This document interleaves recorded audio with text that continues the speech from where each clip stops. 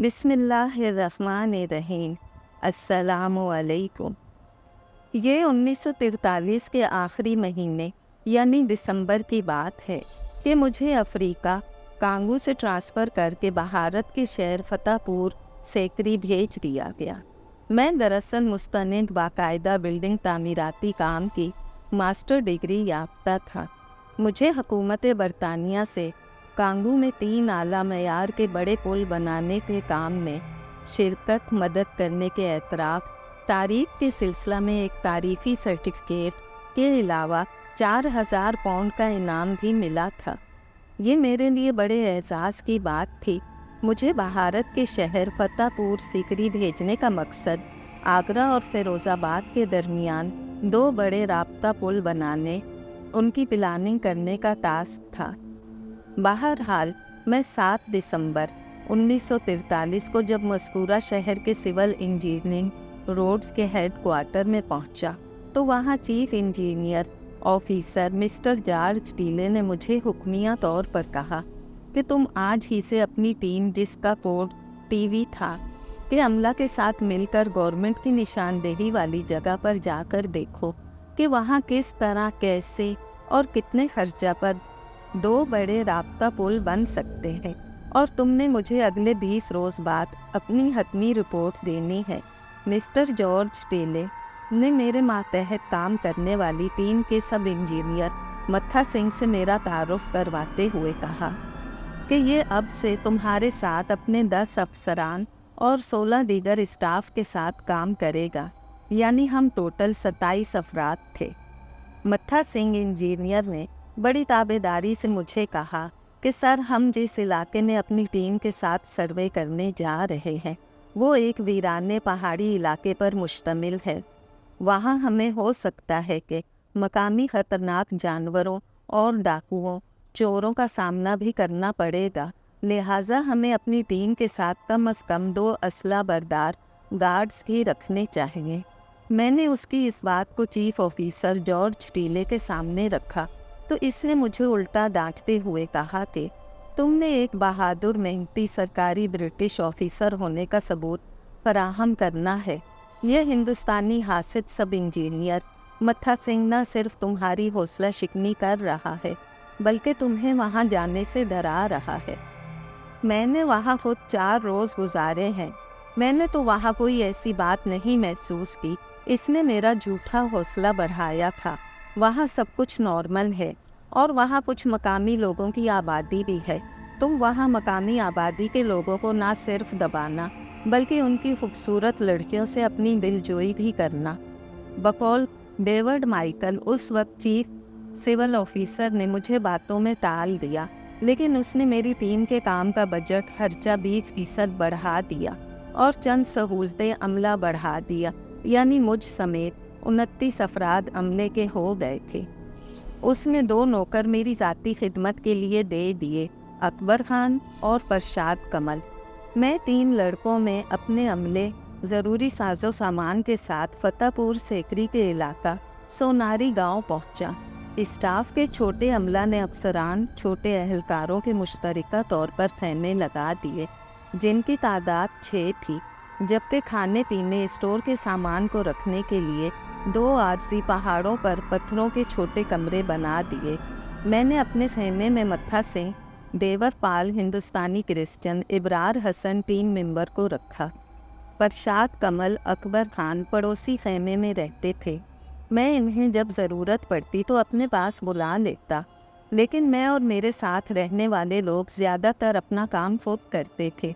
इस इलाके में शदीद अजीब सी बदन को जलाने वाली गर्मी पड़ती थी और वहाँ मच्छर की मानद इतने बारीक पिस्सू किस्म के जहरीले कीड़े हशरात थे जो हमें बुरी तरह तसलसल के साथ काटते थे।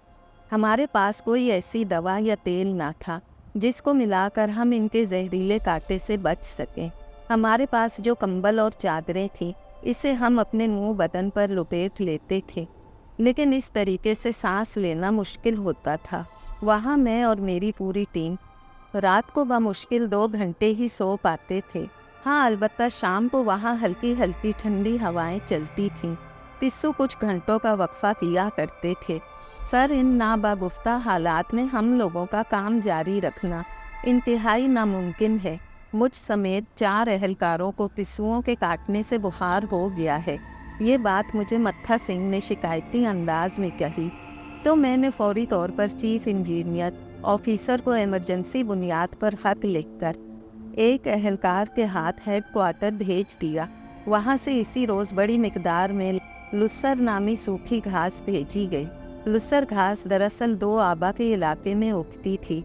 इसे सुखाकर इसमें अमरूद के पत्ते मिलाकर दोनों को धूप में सुखा दिया जाता था, और जहाँ मच्छर मक्खियाँ कीड़े भगाना मकसूद होता था वहाँ इसे जला दिया जाता था। इसके धुएं से हशरात, मच्छर मक्खियाँ वगैरह भाग जाते थे। दूसरे, इसका ऐसा नशा होता है कि इससे नींद बहुत मीठी अच्छी आती है। लुसर के आने से हमें बहुत तसल्ली खुशी हुई। हम हर रात हर खैमे में लुसर को जलाकर सुकून से सोने लगे, क्योंकि मुझे बहैसियत इंचार्ज साइट पर होने वाले दिन में होने वाले काम की कारकर्दगी और अगले रोज़ की प्लानिंग की पूरी रिपोर्ट हेड ऑफिस भेजनी होती थी। तो मैं अपने खेमे में मौजूद सीनियर इंजीनियर को जगाकर इनसे काम लेता था। मैं खुद भी रात गए तलक जागता था। इसके लिए चाय पीना लाजमी हो गया था। अकबर खान परशाद कमल हमारे लिए बड़े बड़े भगोनों में चाय बनाते थे। मुझे दरअसल लूसर की घास के जलने से पैदा होने वाले धुएं से कुछ एलर्जी सी महसूस होती थी। मैं अपने खेमे से रात के वक्त कुछ देर के लिए बाहर निकलकर एक छोटे से पहाड़ी पत्थर पर बैठकर एक आध सिगरेट पी लिया करता या विस्की की पैक वगैरह लगा लेता था। मेरी देखा देखी वहाँ मेरे और दूसरे खेमों के एहलकार भी मेरे पास आने लगे थे। सर, कभी कभार हमारे अपने खेमों में रात को सोते वक्त आँख खुल जाती है तो नींद ही नहीं आती, हम बोर हो जाते हैं। ये बात खेमा नंबर 3 के एक जूनियर सब इंजीनियर की थी। तो तुम लोग जो जाग सकते हो मेरे खेमे में रात को आ जाया करो, मैंने इन्हें ऑफ़र की। मैं भी दिल से चाहता था कि इस वीराने आदम बेजार जगह में कुछ दिल बहलाने का कोई सबब बने। हुआ यूं कि दूसरे रोज़ ही मेरे खेमे में दीगर खेमों से एहलकार आकर कुछ देर के लिए शुगल मेला, बातें कहानियाँ सुनना सुनाने वगैरह लगे। मैंने इन एहलकारों से कहा कि आप लोग 2 ता 4 बजे सुबह तड़के तक आ जाया करें, ताकि बकैया वक्त 4 ता 9 बजे तलक हम लोग किसी हद तलक अपनी नींद पूरी कर लिया करें। मुझे जिस टास्क के लिए भेजा गया था वो मेरे मुताबिक अगले 2 माह में भी ख़त्म न होने वाला था, क्योंकि सोनारी गांव ता गोतारी गांव तलक बहुत कटी फटी उल्टी सीधी कुदरती पहाड़ियां, मैदानी इलाके होने के अलावा दरमियान में 4 बड़ी नदियां थीं। इनमें 2 अहम पुलों को बनाने के लिए इंतहाई एहतियात समझदारी की ज़रूरत थी। मैं इस काम को आराम और आहिस्ता आहिस्ता तरीके से करना चाहता था। मैं अपने मातहत एहलकारों ऑफिसरों के साथ मज़कूरा जगह पर रोज़ाना सुबह 10:30 बजे से 6 बजे तक मुसलसल काम करता था।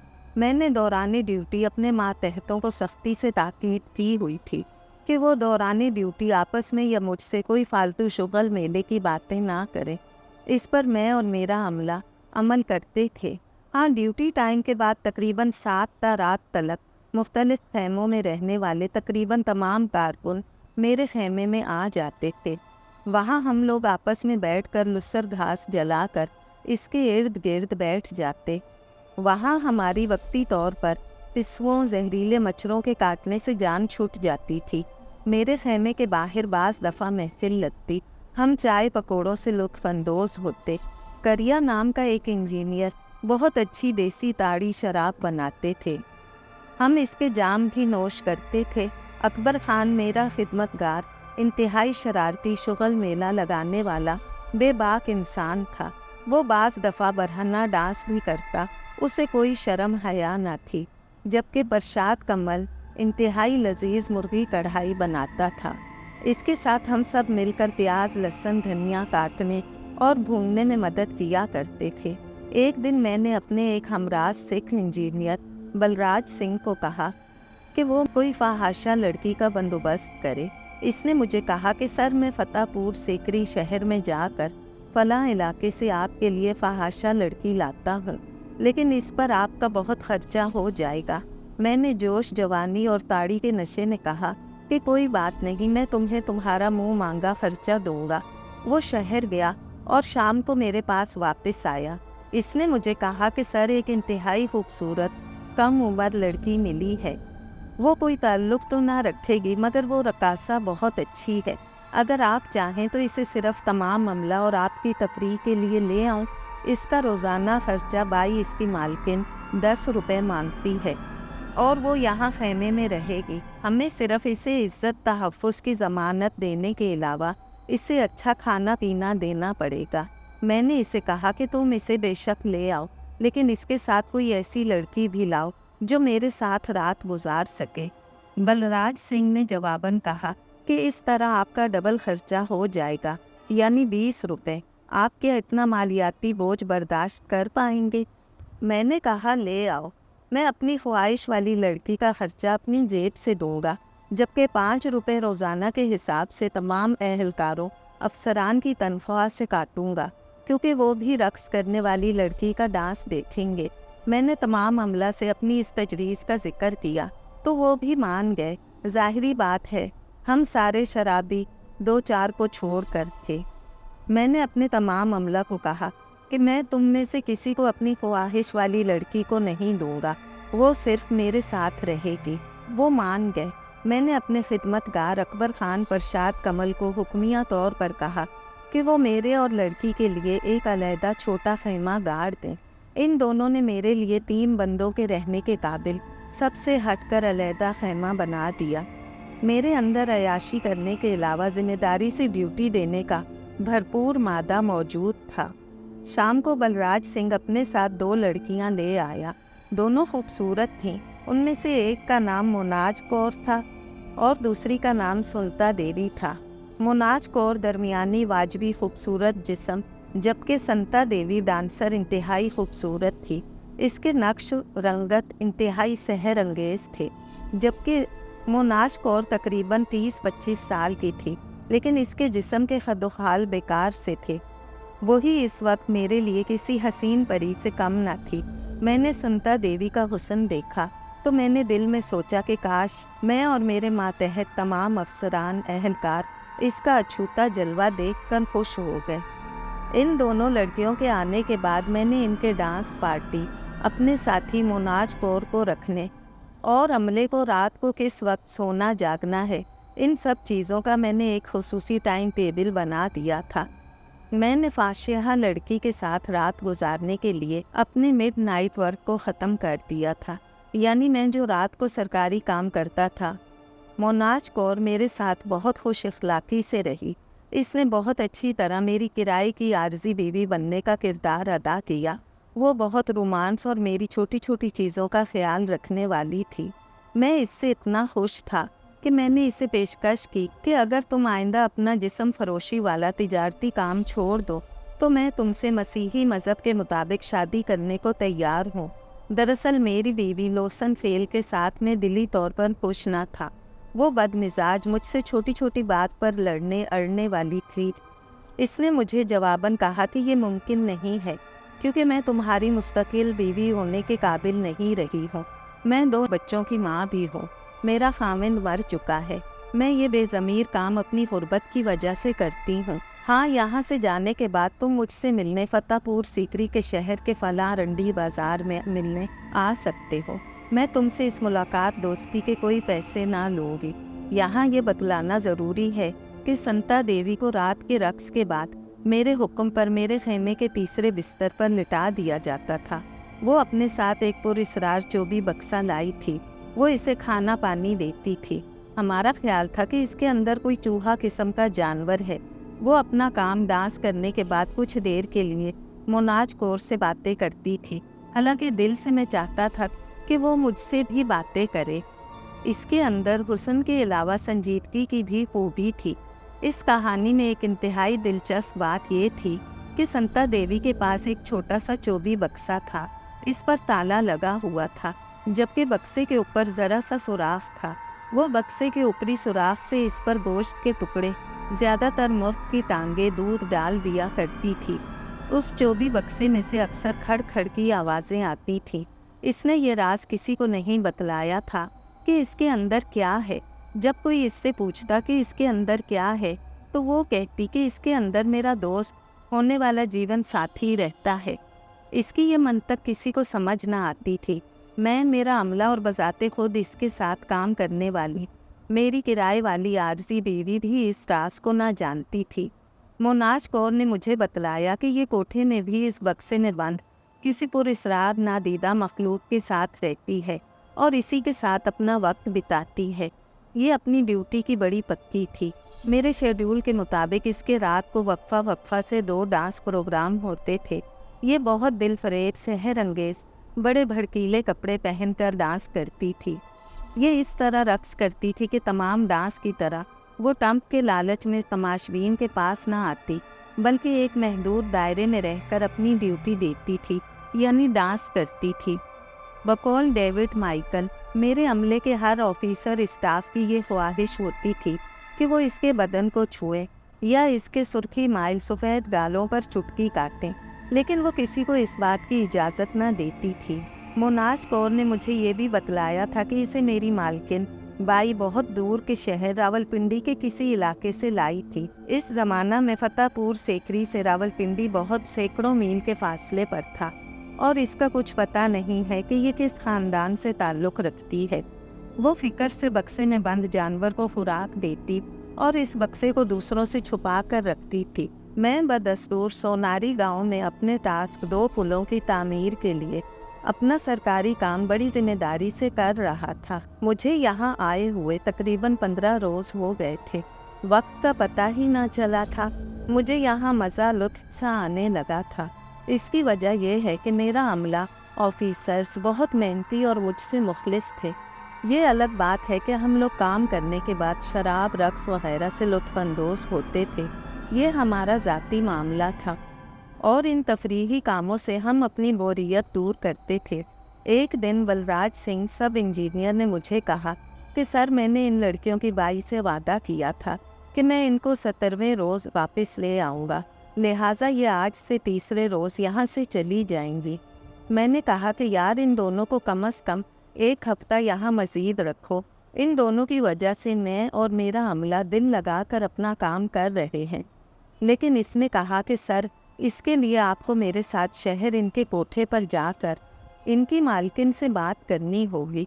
अगर ये लड़कियां मुकर्ररा वादा वक्त पर अपने ठिकाने पर ना पहुंची तो इनकी मालकिन पुलिस को रिपोर्ट करवा देगी। वो बहुत बदमिजाज है। इस ज़माने में ब्रिटिश सरकार इंडियन कोठों वालों से बाकायदा लाइसेंस और दीगर इनके हुकूक का ख़ास ख्याल रखते हुए इन्हें हर किस्म का कानूनी तहफ़्फ़ुज़ देती थीं। ये कोठे वालियाँ नायका बाकायदा कम अज़ कम सालाना 2000 रुपये टैक्स अदा करती थीं। मैंने दोनों लड़कियों से कहा कि वो क्या यहाँ रहना चाहती हैं, तो सच्ची बात है कि उन्होंने इनकार कर दिया और अपनी अपनी मजबूरियाँ बतलाईं। मोनाज कौर ने कहा कि मेरे बच्चे मुझे याद कर रहे होंगे। मैं जब यहाँ आई थी, मेरा छोटा बेटा बीमार था, वो ना जाने किस हाल में होगा। जबकि संता देवी ने कहा कि इसने गुप्तिया की पूजा करनी है। गुप्तिया की पूजा किसी पसंदीदा जानवर की ज़िंदगी की सेहत के लिए की जाती थी। ये दरअसल हिंदुआना औरतों की इस पूजा से मिलती जुलती थी, जो वो गरवा चौथ अपने खामदों की दराज़ी उम्र सेहत के लिए करती हैं। इसने ये भी कहा कि मैं अब यहाँ मज़ीद मजदूरी नहीं करना चाहती। मैंने इन दोनों लड़कियों को लालच दिया कि मैं तुम्हारा मुआवजा मज़ीद बढ़ा दूँगा, लेकिन वो ना मानी। बहरहाल ये तय हो गया कि बलराज सिंह इन दोनों लड़कियों को वापस शहर में इनकी नायका के हवाले कर आएगा। मैंने इन दोनों लड़कियों के जो हमारे ज़िम्मे रकम बनती थी, इसकी मजमूई रकम से ज़्यादा इन्हें पैसे दे दिए। मोनाज कौर मेरे कंधे से लग कर रोने लगी। इसने मुझे कहा कि डेविड माइकल, मेरा यहाँ से जाना मेरी मजबूरी है। मेरे पाँव में गुर्बत और 2 बच्चों की जंजीरें पड़ी हुई हैं। तुम मुझसे मिलने कोठे पर लाजमी आना या कुछ रोज़ बाद बेशक मुझे अपने पास बुला लेना। जबकि संता देवी ने अपना कोई रद्द अमल जाहिर ना किया था। इन दोनों के एक रोज़ जाने से पहले ही मैंने मोनाज कौर से कहा कि आज रात मुझे इतना खुश करो कि मुझे ऐसा लगे कि मेरे पैसे पूरे हो गए हैं। जबकि दूसरी जानिब संता देवी से मैंने दरख्वास्त की कि वो जाते जाते आज रात 2 के बजाय 3 डांस करे। वो दोनों लड़कियां मान गईं। मैंने आखिरी शब जब मोनाज कौर के साथ गुजारी तो वो इंतहाई मायूस कुन मूड में रही। सारी रात मुझसे बगलगीर होकर रोती रही। इसने मुझे कहा कि मेरी ज़िंदगी में मोहब्बत सिर्फ दूसरों की खरीदी हुई आरज़ी है। मैं क्या सारी ज़िंदगी यूं ही बिकती रहूँगी? मैंने इसे कहा कि तुमने अगर कभी चाहा तो मैं तुमको मुस्तकिल सच्चे दिल से अपनी बीवी बना लूँगा। इसने मुझे कहा कि मेरा हर ग्राहक मुझसे इसी किस्म की बात करता है, लेकिन वक्त गुजरने के बाद कोई अपनाता नहीं है। संता देवी ने मेरे मुलाजमीन और मेरे सामने जाते जाते रात को 3 शानदार मुनफरिद डांस के प्रोग्राम किए। इससे मैंने पूछा कि ये तो बतलाओ कि तुम जो अपने साथ 24 बक्स लाई हो, इसमें कौन सा जानवर मौजूद है या क्या है? इसने कहा कि मैं ये तो नहीं बतलाऊंगी कि इसके अंदर कौन बंद है, लेकिन ये ज़रूर बता देती हूँ कि इसमें मेरा जीवन साथी महबूब बंद है। मैंने इसे मजाक से कहा कि तुम्हारा जीवन साथी तो कोई इंसान होना चाहिए था, कोई जानवर कैसे हो सकता है? इसने मेरे सवाल का कोई जवाब ना दिया, बस हल्का सा मुस्कुरा दी। 4 बजे सुबह बलराज सिंह ने इन दोनों लड़कियों को शहर ले जाना था। मुझे और पूरे अमले को इनकी जुदाई का इंतहाई दुख महसूस हो रहा था। हम सारे स्टाफ अमला के लोग 3 बजे रात तलक इनके साथ जागे और फिर सो गए।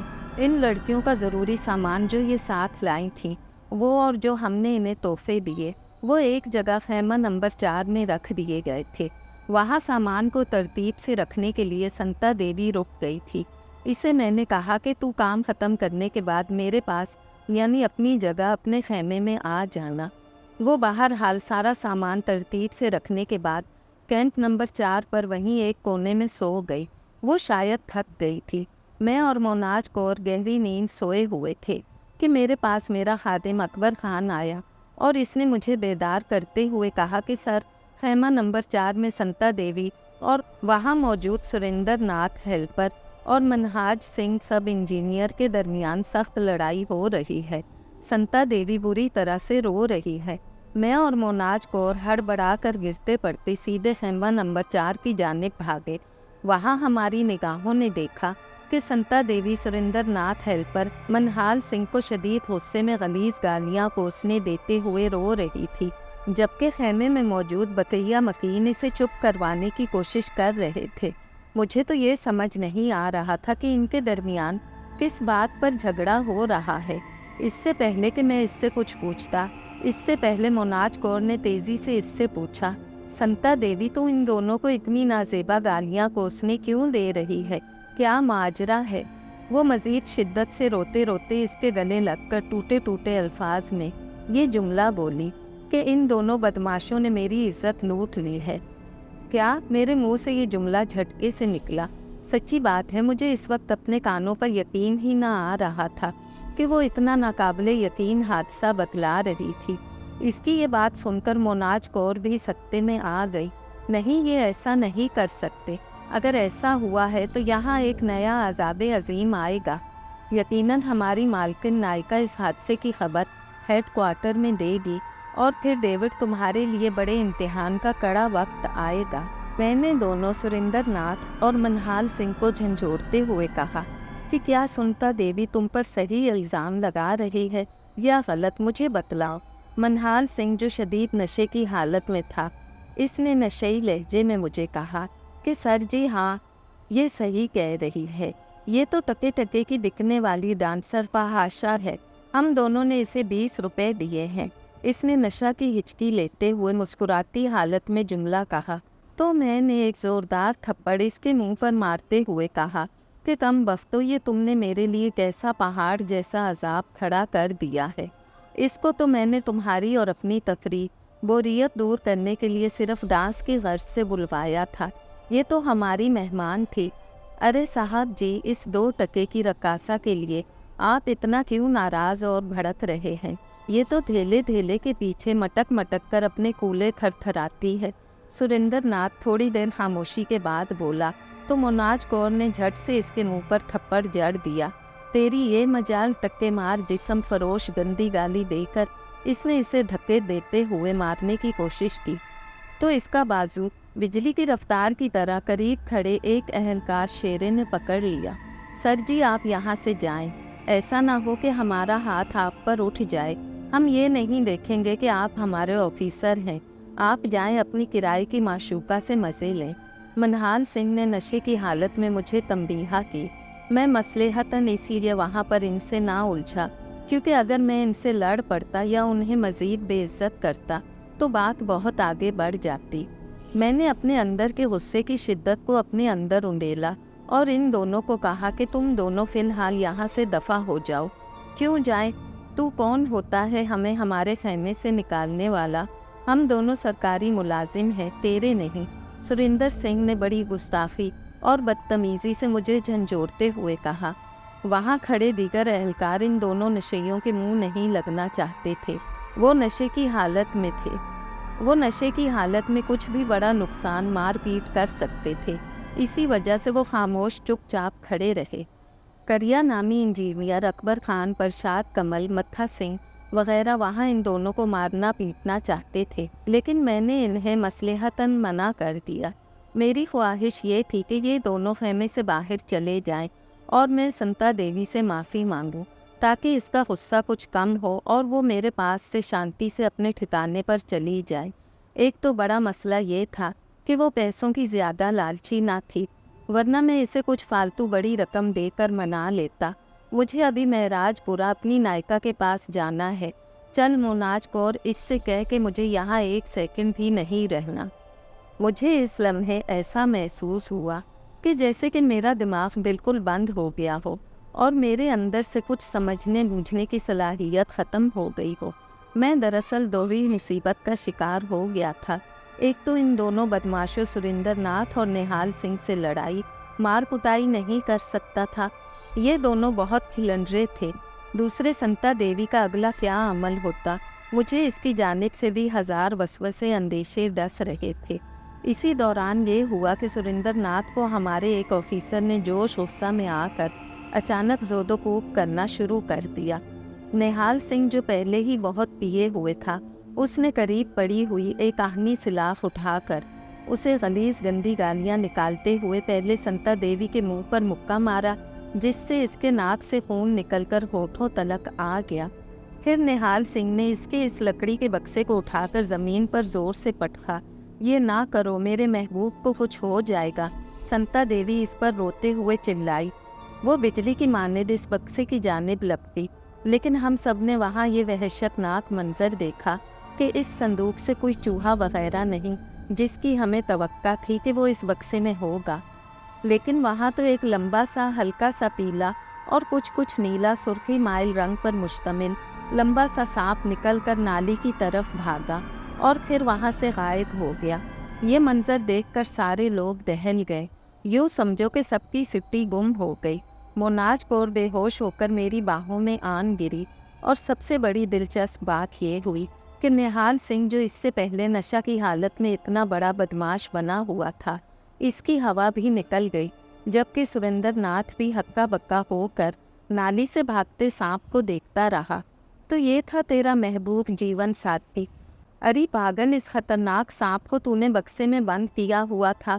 ये अगर तुझे या किसी और को यहाँ डस लेता तो? ये बात मैंने इससे कही।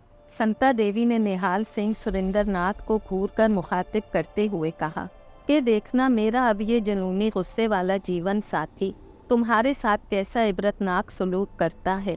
तुमने मेरी इज्जत लूटकर अपनी जिंदगियां दांव पर लगा दी हैं।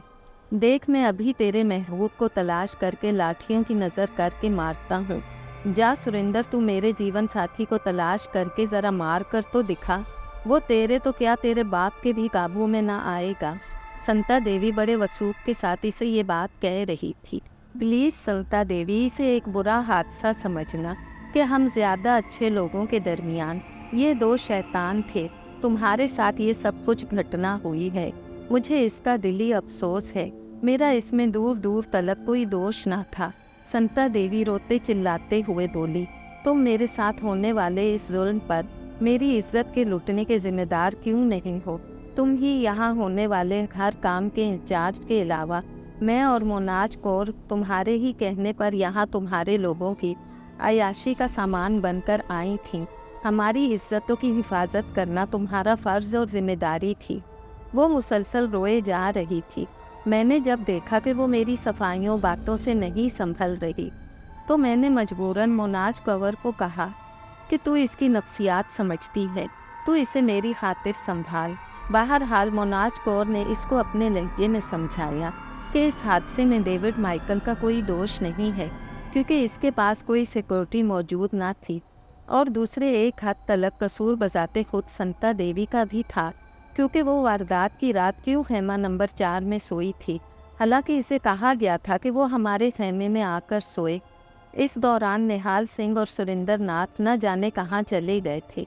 मुझे किसी ने बतलाया कि वो दोनों खेमे से बाहर सांप को मारने के लिए गए हों। इसके साथ मेरे अमले के 2 अहलकार भी गए थे।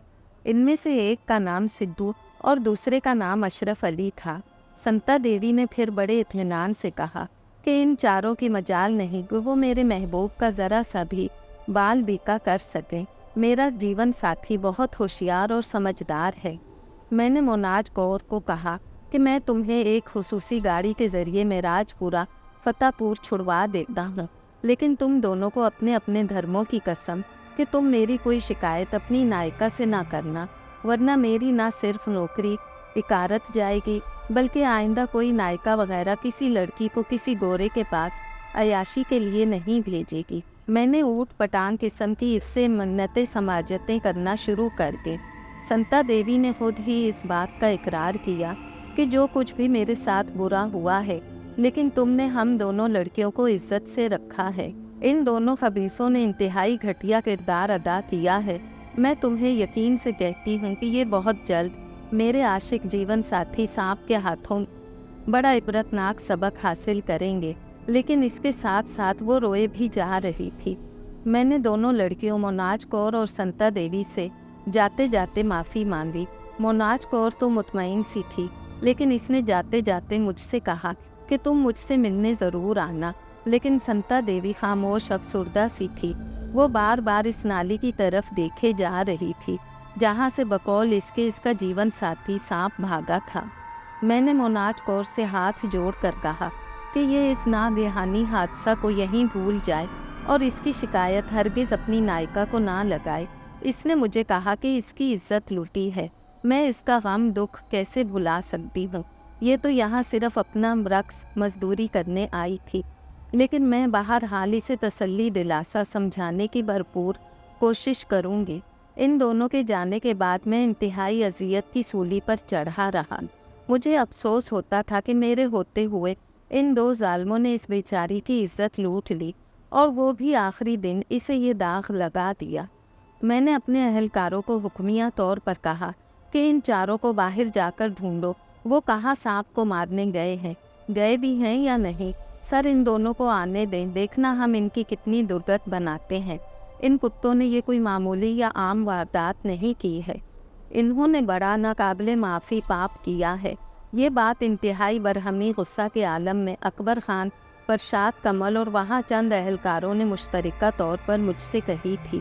मैं काफ़ी देर तलक खेमा नंबर 4 में बैठा रहा, बल्कि वहाँ मेरा बकैया अमला स्टाफ भी अपने अपने खेमों से निकल कर आ गया था। तकरीबन आध घंटे बाद सिद्धू और अशरफ अली सुरेंद्र नाथ को डंडा डोली के अंदाज में इसे उठाकर हमारे पास लाए।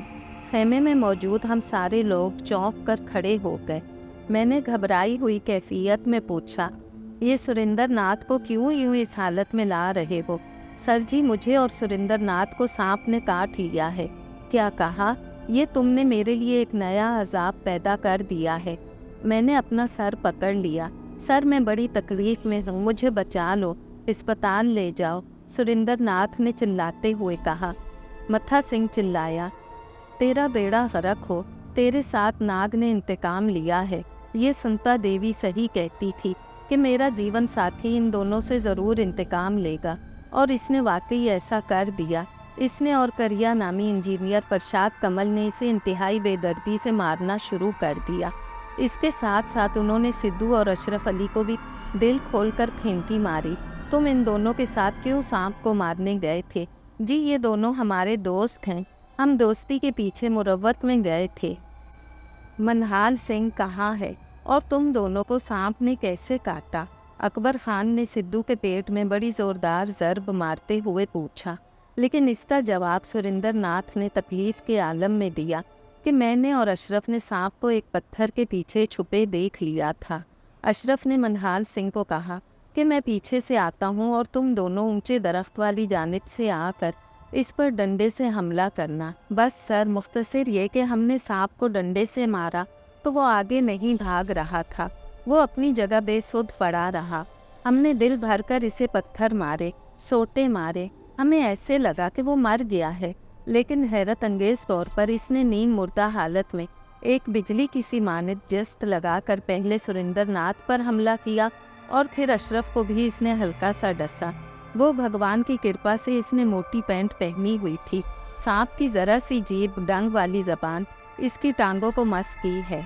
सिद्धू ने यह सारी बात बतलाई, जबकि मनहाल सिंह हमारा हाल देखकर घबराकर वकू से सड़क की जानिब भाग गया।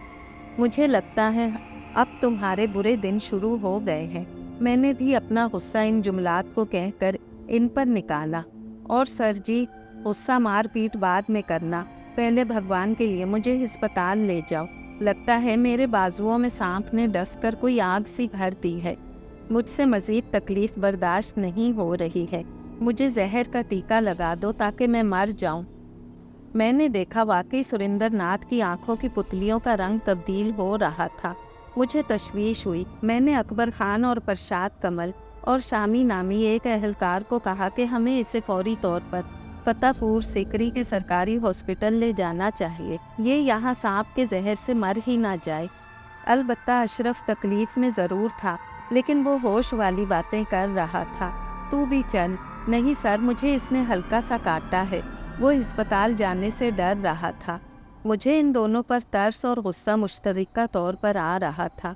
मैं क्या करता, मैं इस टास्क का इंचार्ज था, सारी जिम्मेदारी मुझ पर आती। लिहाजा हम 7 अफराद इन दोनों को फतेहपुर सीकरी के सरकारी अस्पताल लेकर गए। वहाँ डॉक्टरों ने इन दोनों को चेक किया तो उन्होंने बतलाया कि सुरेंद्र के जिस्म में जहर की मिकदार 90% और अशरफ के जिस्म में ना होने के बराबर सांप का जहर सरायत कर चुका है। अशरफ तो बच जाएगा, लेकिन सुरेंद्र नाथ अगले 4 घंटों के अंदर मर जाएगा। इसका अब कोई इलाज मुमकिन नहीं है। सुरेंद्र ने यह बात सुनी तो वो रोने लगा। इसने मुझे कहा कि मुझे माफ़ कर देना। दरअसल मुझे मनहाल सिंह ने वरगलाया था। दरअसल संता देवी के हुस्न में इतना सहर और जादू था कि हम इसकी जानिब लाशऊरी तौर पर राग़िब हो गए। बस यूँ समझो कि हमारे आसाब सोचों पर शैतान का गलबा हो गया था। संता देवी रात गए हमारे खेमे में अपना सामान समेट समेट कर थक गई थी। मैंने इसकी चाय में बेहोशी की दवा मिला दी थी जो मुझे मनहाल सिंह ने दी थी। वो चाय पीकर बेहोश हो गई। तो मनहाल सिंह के बाद मैं जब इसके करीब गया तो ना जाने कैसे इसे होश आ गया था। सच्ची बात है कि इसे हमने कोई 20 रुपए नहीं दिए थे, ना इसने मांगे थे। इसने अपनी हालत देखने के बाद पहले तो रोना शुरू कर दिया था और बाद में हम दोनों को थप्पड़ वगैरह मारे थे। हमने भी इसे मारा था। इस दौरान इसके बक्से में बंद कोई जानवर शिद्दत से फड़फड़ा रहा था। उसे हम पहले चूहा समझे थे, लेकिन वो तो बाद में सांप निकला। मैंने सुरेंद्र नाथ को कहा कि तुम्हारी मौत अब अटल है, तुम अब शांति से अपनी आंखें बंद करो और सुकून से मर जाओ। सुरेंद्र नाथ अस्पताल में सांप के डसने की वजह से खूब चिल्लाया। इसका दर्द तकलीफ हमसे देखी नहीं जा रही थी। संता, मुझे माफ़ कर दो। वो खुशी के आलम में ये जुमला बार बार दोहराए जा रहा था। सर, मेरे बच्चों बीवी का ख्याल रखना। इसने अपनी सांस टूटते हुए ये जुमले कहे। वो वाकई डॉक्टरों की तशखीस के मुताबिक 3 घंटे के अंदर अंदर मर गया। इसके मरने के बाद डॉक्टरों ने इसकी लाश और अशरफ के खून के नमूने इस गर्ज से हासिल किए कि इन्हें किसी किस्म के सांप ने डसा था। ये सिर्फ वो अपनी मालूमात के लिए तफसील हासिल करने के लिए मालूम करना चाहते थे। मुझे बहुत बाद में पता चला था कि इन दोनों के अंदर पूलू मंबा किस्म के सांप के जहर के असरात मिले थे। अब संता देवी कहाँ से इसे लाई थी और इसका इस सांप से क्या नाता था? इन सवालात के जवाब ना मुझे और ना ही किसी और को मिल सके थे। सुरेंद्र नाथ की लाश को इसके रिश्तेदारों को मैंने अस्पताल के अंदर ही वसूल करवा दिया था। इसका भाई, चचा वगैरह फतेहपुर सीकरी आ गए थे। वो लोग करीबी शहर अलीगढ़ में रहते थे। मैं जब सोनारी गांव अपने चंद साथियों के साथ अस्पताल से वापस आ रहा था तो भांडा गांव के करीब मुझे यूँ लगा कि जैसे मेरे पाँव में कोई लंबी सी रस्सी लपटी घूम रही है। मैंने जब अपने पाँव की जानिब देखा तो वहाँ कुछ न था। मैं समझा कि ये मेरा वहम या सांप का खौफ है। मैंने गांव में किसी से अपने खौफ का इजहार ना किया। मैं जब वापस आया तो मैंने अपने सब अहलकारों को सुरेंद्र नाथ के मरने की खबर सुनाई तो सच्ची बात है कि उनमें से कुछ इसे याद करके रोने लगे। दरअसल वो जैसा भी था तो हमारे स्टाफ का रुकन। इसने बाहर हाल बुरा किया था। मुझे इस दिन साइट पर बहुत ज़रूरी काम भी करना था। दूसरी बात, हमारे साथ इतना बड़ा सान्या दिल खराश वारदात का वाक़या हो गया था। मुझे मेरे स्टाफ ने मशवरा दिया कि सर, हमें आज काम रोक कर सुरेंद्र नाथ के गांव इसके क्रियाक्रम के लिए जाना चाहिए। मेरे दिल में ये ख्याल आ रहा था कि आया हमें इस वाक़े की खबर हेडक्वार्टर देनी चाहिए या नहीं।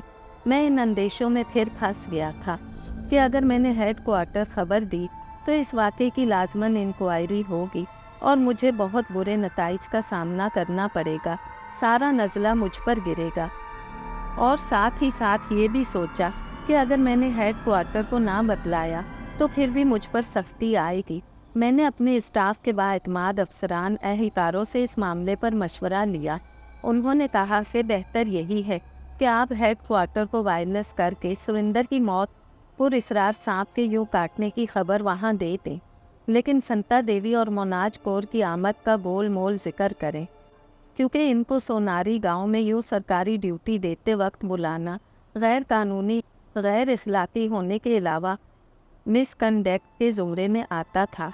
इसकी सज़ा नौकरी से बरतरफी और 1935 17F एक्ट के तहत 6 साल कैद की सज़ा भी थी।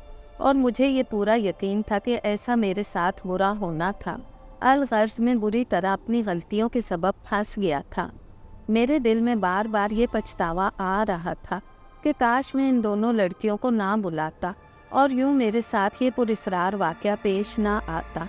मैंने दिल पर बड़ा ख़तरे का पत्थर बांधकर हेडक्वार्टर इतला दे दी।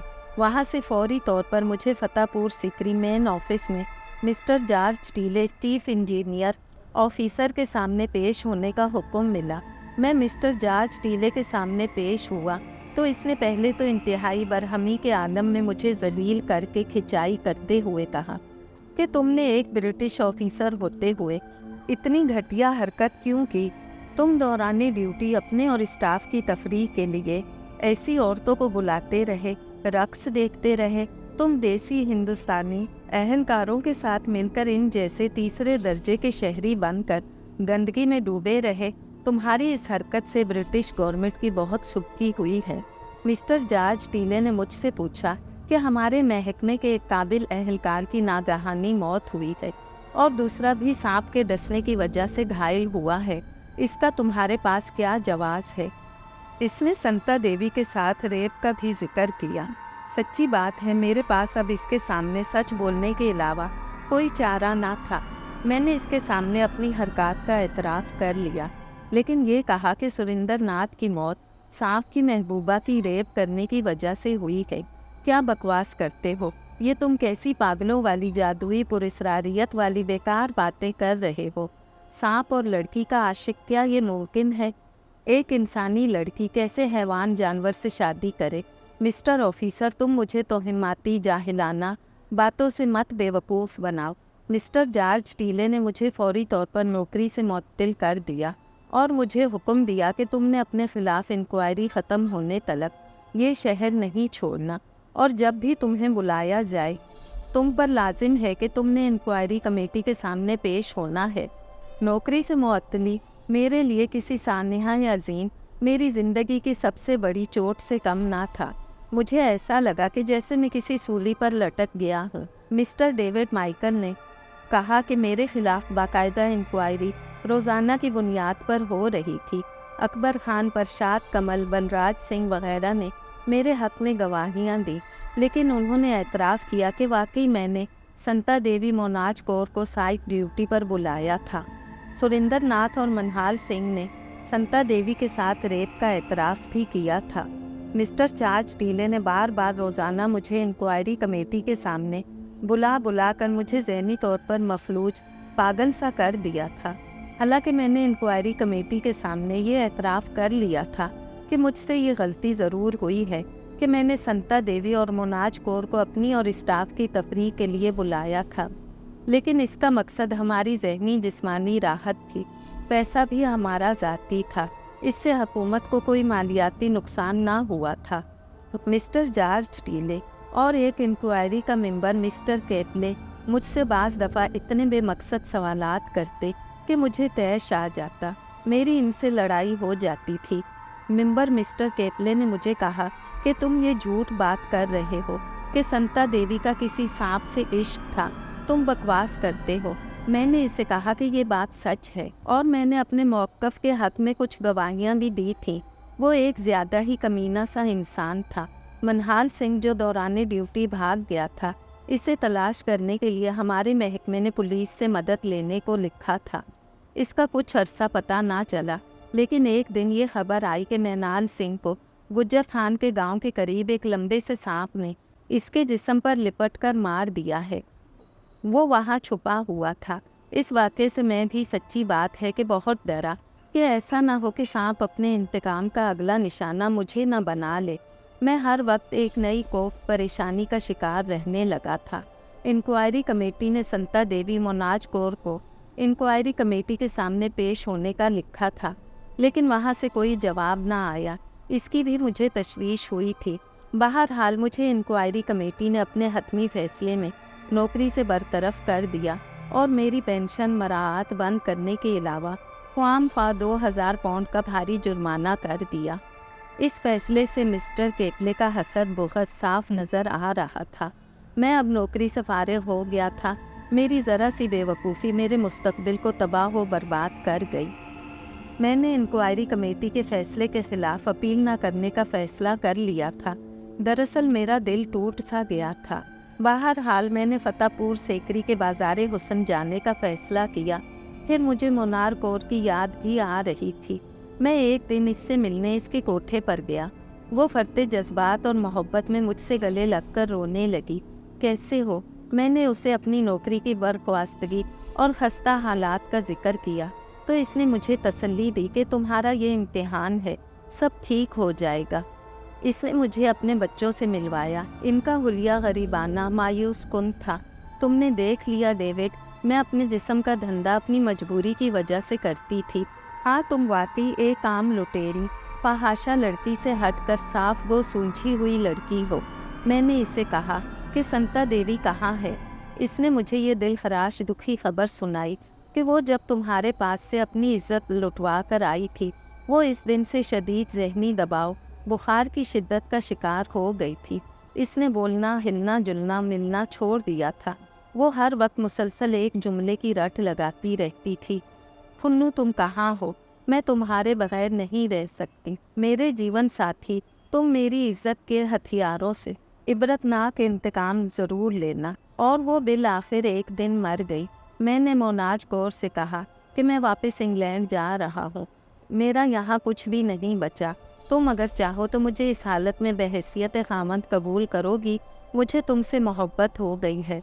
वो मेरे गले लग कर बोली, तुम क्या मेरे 2 बच्चों और मेरे दूसरों के इस्तेमाल शुदा जिस्म समेत मुझे कबूल करोगे? हाँ, मैंने रोते हुए इसे कहा।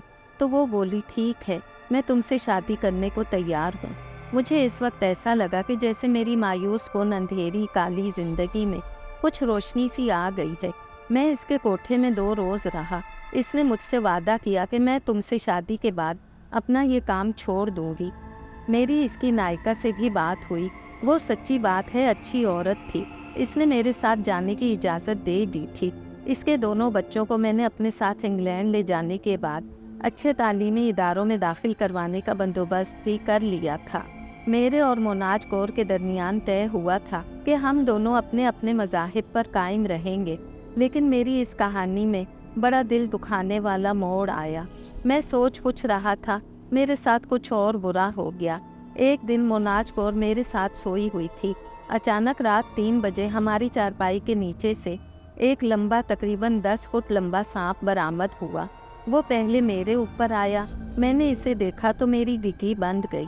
मुझे ऐसा लगा कि जैसे खौफ के मारे मेरे मुंह में ताला लग गया हो। वो सांप रंग शक्ल में बिल्कुल वैसा ही था जैसा कि मैंने सोनारी गांव में खैमा नंबर 4 की नाली से भागते हुए देखा था।